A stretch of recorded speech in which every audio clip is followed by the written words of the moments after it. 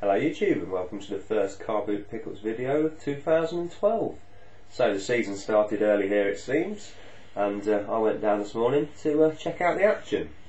Unfortunately not quite at the crack of dawn as I was hoping, because I went out last night. I got home about 2:30. I thought, you know, I can do an all-nighter, I can stay up. So I stayed up till like 4:30 and I just couldn't keep my eyes open anymore. So I had to go to bed, woke up at 7, got there about 7:15. So before I continue on, just like to do a plug for a good cause, because I've been asked to and because it is a good cause, and that's the SingStar Endurance Challenge. Now there's a chap on here called Julian Hill, and when his daughter Amelia was born, she was diagnosed with a serious heart condition. But thanks to the amazing staff at Great Ormond Street Hospital, Amelia successfully had surgery to fix her heart last year. So it's a way of saying thank you. Julian Hill's decided to do a fundraising challenge by singing SingStar for 24 hours. And that is the SingStar Endurance Challenge. So I'll leave a link down below. Be sure to check out his channel, offer your support, and if you can, give him a donation. So the car boot sale got there at 7:15.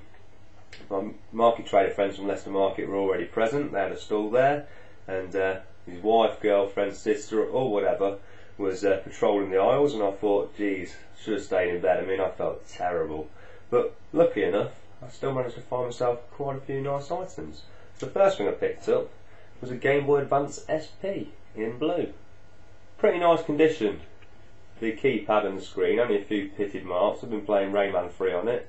Quite a decent game. Well, it looks like the battery's run out now and I've not got a charger for it, so if anyone has, be sure to let me know. I made a bit of a faux pas here because this cost me £1 and a lady had 3 more of these. I didn't really think, I mean they were badly scratched up, but in retrospect, I should have picked them up because I looked on eBay. They sell for about between £6 and £10. I could have sold them and bought myself something nice, you know, like maybe a cheap Neo Geo game or something. But all the same, I didn't. That's the way it is.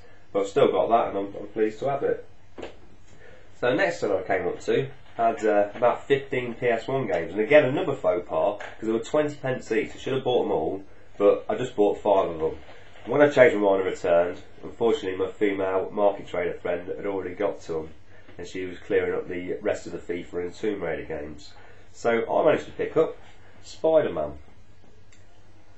Played this briefly, did a bit of web slinging and swinging between buildings. Seems like a pretty decent game. And it's nice and complete.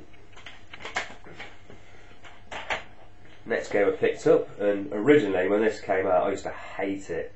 I used to go out with girls who used to be addicted to this, and oh god. But I stuck it on this morning and guess what? It's brilliant. So hopefully they're not watching this. They're going to wonder what's happened to me. But this is a really competent 2D platform and it looks absolutely gorgeous on my Sony Trinitron downstairs. Seriously nice.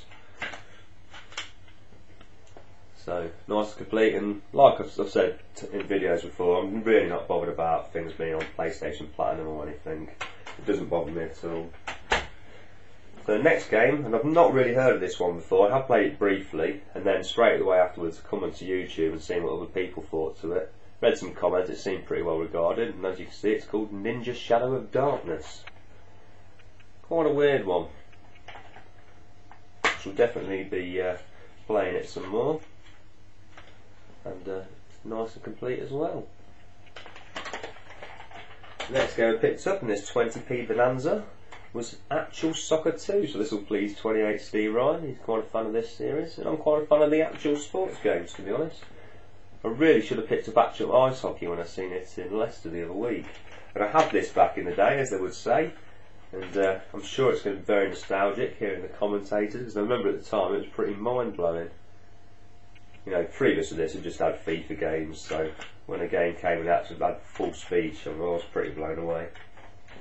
And the last game I picked up in this little lot was a game that I picked up about 4 times in the last month, but I keep picking it up because it's a good game, so if anyone wants it, it's available for trade, and it's True Pinball. It's on the Platinum label, it's in pretty nice condition, and that comes complete with manual.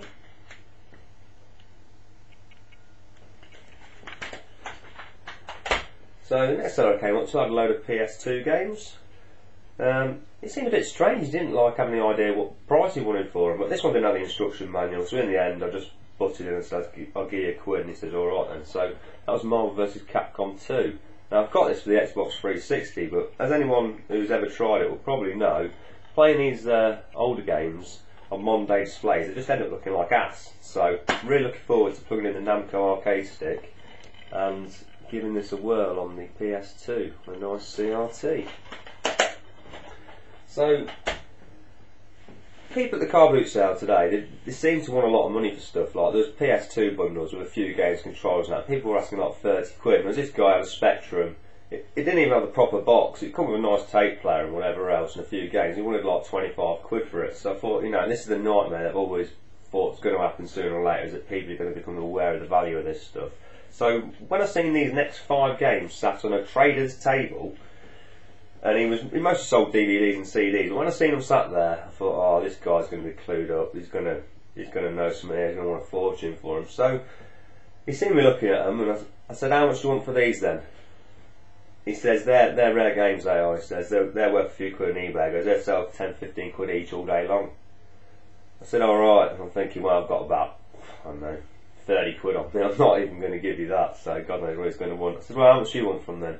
He's good at 10, you can have them. And that's got to give it a second take, because I was like, really? I was like, what's wrong with them then? He was like, nothing. He goes, I bought them to sell on eBay. He goes, but I just can't be bothered with all the stuff I've got going on. He goes, I'm dealing with people in there. He goes, I just can't be doing it. He goes, just, you know, I take a tenner for them.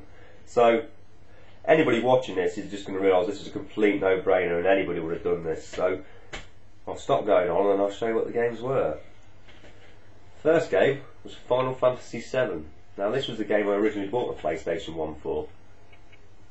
And back then it was being touted as like an interactive movie, and it really did seem like that at the time. Absolutely cracking game. The only role-playing game that I've ever completed from start to finish. So I've actually, when I bought my PS1, this is the game that I bought it for, and me and a friend had a race to try and complete this game, and I bought the complete guide and just sat there non-stop for like 2 weeks playing it. And absolutely cracking game back then. I have stuck this on, play it for about 20 minutes. It did bring back some memories, and I'll perhaps return to it at some point soon. But the graphics aren't quite as, you know, realistic as I remembered them. So the next game I picked up was Final Fantasy VIII, and this one does come complete with the instruction manual in nice condition again. Oh, this fell out now. Don't know a lot about these. I've only ever really played Final Fantasy VII and then the spin-off on PS2, Dirge of Cerberus, and I've not completed that one yet either. But, you know, widely regarded as being some of the finest role-playing games ever made. I was thinking to sell them on eBay, but, because I mean, you can probably guess what's coming next. It's Final Fantasy IX, but there's no point in selling on eBay because I'm never going to get them at this price ever again. And the only one that isn't complete is Final Fantasy VII. It only needs an instruction manual. So if you've got a spare instruction manual for Final Fantasy VII, let me know. This one's actually got 4 discs. So they really went all out on this, on Final Fantasy IX. So the last 2 games in this bundle were American games.